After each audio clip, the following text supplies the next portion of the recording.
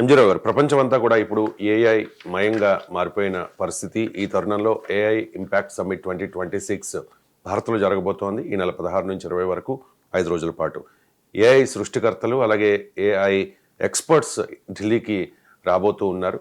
So అంటే AI కేంద్రంగా భారత్ అవతరించబోతోందా అంటే ఏం చెప్తారు?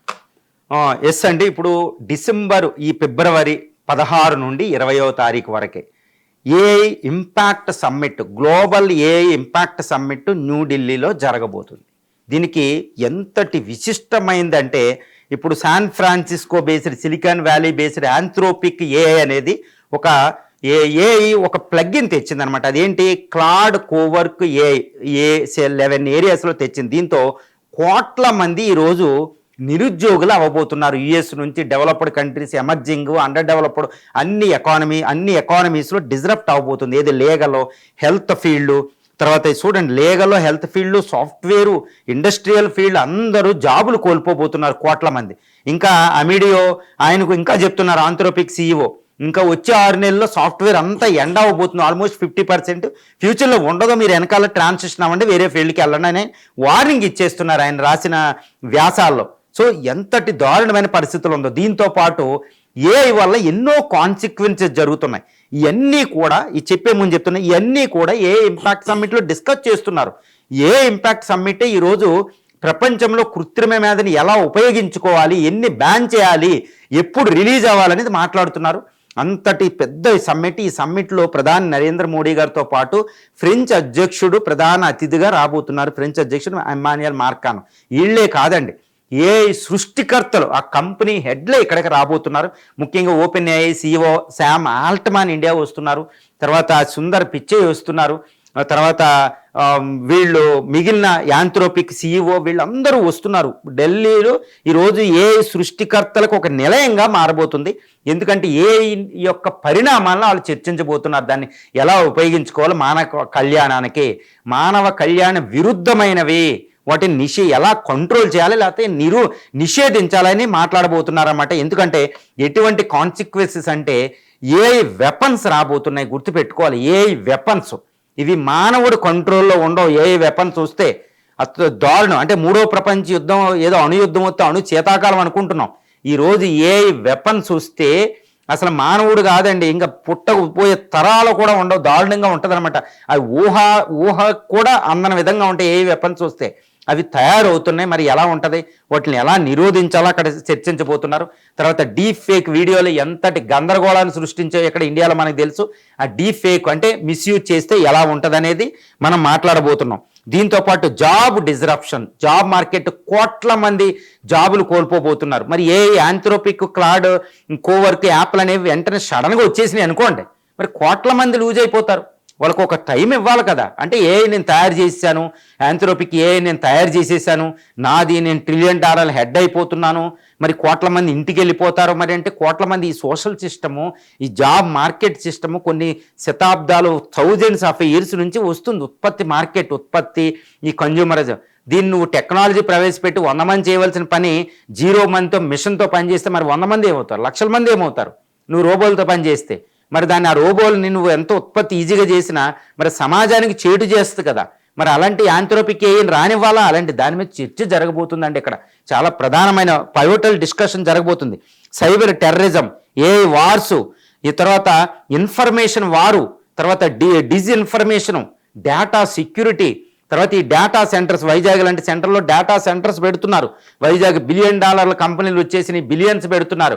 ఆల్రెడీ వైజాగ్ అనేది భారతదేశంలో ఉన్న మొత్తం 50 సిటీల్లో వాటర్ అవైలబిలిటీ లోయెస్ట్ సిటీ.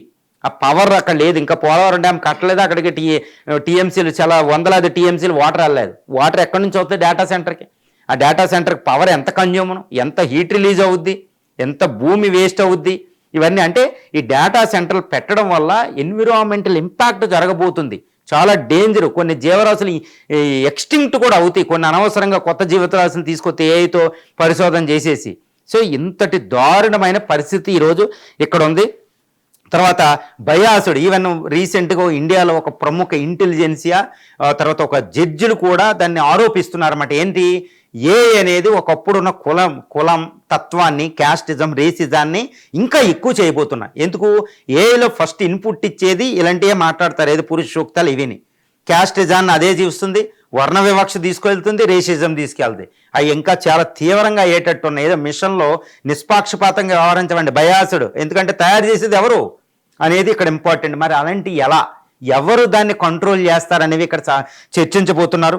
దీంతో పాటు ఎత్నిక్ డైలమ్ అనమాట, ప్రైవసీ. ఇండివిజువల్గా రాజ్యాంగాలు ఉన్నాయి, అమెరికా రాజ్యాంగం, ఇండియా రాజ్యాంగం, ఇలాంటి అన్ని రాజ్యాంగాలు, ప్రజాస్వామ్యాలన్నీ ఏంటంటే ప్రైవసీకి ఎక్కువ ప్రాముఖ్యతను వస్తాయి. చూసారా, ఇండియాలో ఫండమెంటల్ రైట్స్ అనేవి చాలా ప్రాముఖ్యత ఉంటాయి. ఫండమెంటల్ రైట్స్ అడ్డొస్తే ఆర్టికల్ 226, ఆర్టికల్ 32 ప్రకారం దేన్నైనా కొట్టేయచ్చు అనమాట సుప్రీంకోర్ట్ ఆఫ్ ఇండియా. మరి ఇప్పుడు అనేది ఎక్కడో సృష్టికర్తలు ఇక్కడ ఫండమెంటల్ రైట్స్ వైలేట్ చేస్తున్నారు అక్రాస్ ది బార్డర్. మరి వాళ్ళని ఎలా నిరోధించాలి? రీసెంట్గా సుప్రీంకోర్ట్ ఆఫ్ ఇండియా వాట్సాప్కు వార్నింగ్ ఇచ్చింది. కానీ వాట్సాప్ మీద మనం రానివ్వకుండా చేయగలుగుతాం, కానీ వాట్సాప్ ఇన్ఫర్మేషన్ ఆపగలదా? ఆ సిస్టమ్కి they are beyond the system అనమాట, గుర్తుపెట్టుకోవాలి. కాబట్టి అంతర్జాతీయంగా అన్ని ప్రభుత్వాలు కలిసి వరల్డ్ గవర్నమెంట్ లాగా వాళ్ళని కంట్రోల్ చేయాలి.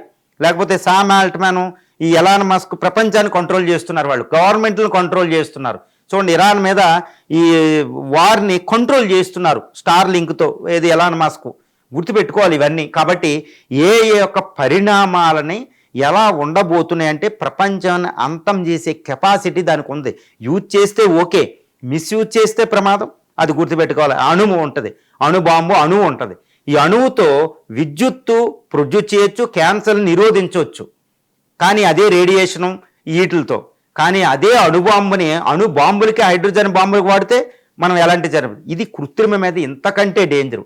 వాడితే మానవ కళ్యాణం, అది కూడా చాలా జాగ్రత్తగా వాడాలి. ఇష్టం వచ్చినట్టు వాడేసినా మళ్ళీ మానవుడిని నాశనం చేసేస్తుంది. అది మిస్యూజ్ అవుతే మాత్రం మానవుడి అంతం, భూమి కూడా అంతం అవుతుందన్నమాట. అంత డేంజరస్ టెక్నాలజీ. మరి దాన్ని ఎవరు జాగ్రత్తగా వాడతారనే దాని మీద చర్చ ఢిల్లీలో జరగబోతుంది. ఇది మోడీ గారు ఈ సమావేశాన్ని పెట్టడమే ఒక అద్భుతం. విశ్వ గురువుగా భారతదేశం చెప్పుకోవడానికి ఈ సమ్మిట్ అనేది చాలా ప్రాతిపదిక. ఏదో G20 సమ్మిట్లు, బ్రిక్స్ సమ్మిట్లు, షాంఘై సమ్మిట్లు కాదండి. ఇంపాక్ట్ సమ్మిట్టే అతిపెద్దది. మూడో ప్రపంచ యుద్ధాలను నిరోధించడానికి నిరోధిస్తే చాలు, యుద్ధాలన్నిటిని నిరోధించవచ్చు అనమాట. ఈరోజు రష్యా యుద్ధం చేస్తుంది అక్కడ, ఇజ్రాయెల్ యుద్ధాలు చేస్తున్నాయి, చైనా వాయుధాలు వాడుతుంది, అమెరికా చూడండి నికోలస్ మడ్యూరోని ఎలా అరెస్ట్ చేసి తీసుకెళ్ళిందో. ఆ వెపన్స్ ఎంత డేంజరస్ వెపన్ అండి. మానవుడు ఏమవ్వాలి? అంతటి దారుణమైన విపత్తు ఈరోజు రూపంలో మానవుడి ముందు ఉంది. మానవుడా అయినా అనేది వచ్చింది. మానవుడు కంటే మానవుడి కంట్రోలు, మానవుడు డిఎన్ఏలు కూడా అది మార్చే శక్తితో ఈరోజు వస్తుందన్నమాట. ఇది మానవుడి యొక్క ఎక్స్టింక్ట్ అవ్వకుండా కాపాడుకోవడానికి ఆ టెక్నాలజీ అనేది ఇప్పుడు ఎక్కడుందంటే దాన్ని నిరోధించే స్థానంలో. అది ఇంకా ఓపెన్ అయిపోయి కొన్ని సంవత్సరాలు, నెలలు గడిచిన ఆ టెక్నాలజీ డెవలప్మెంట్ మనకు ప్రమాదం. ఎవరో సామ్ ఆల్ట్మాన్, ఎలాన్ మస్క్, ఈ అమిడియో, వీళ్ళు $1 ట్రిలియన్ కంపెనీలు అవ్వడానికి, $1 ట్రిలియన్ అవ్వడానికి మొత్తం డీప్ స్టేట్ రూపంలో మొత్తం గవర్నమెంట్ని, నేతల్ని, ఈ ప్రభుత్వాన్ని కూడా శాసించేస్తున్నారు. అది ఇప్పుడు కంట్రోల్ దశలో ఉంది, కంట్రోల్ చేయాలి. ఇది మోడీ చేతిలో ఉంది. మరి ఏం చేస్తారో మనం చూడాలి. దీన్ని నిరోధించగలిగితే మోడీ నిజంగా విశ్వగురు అవుతారు.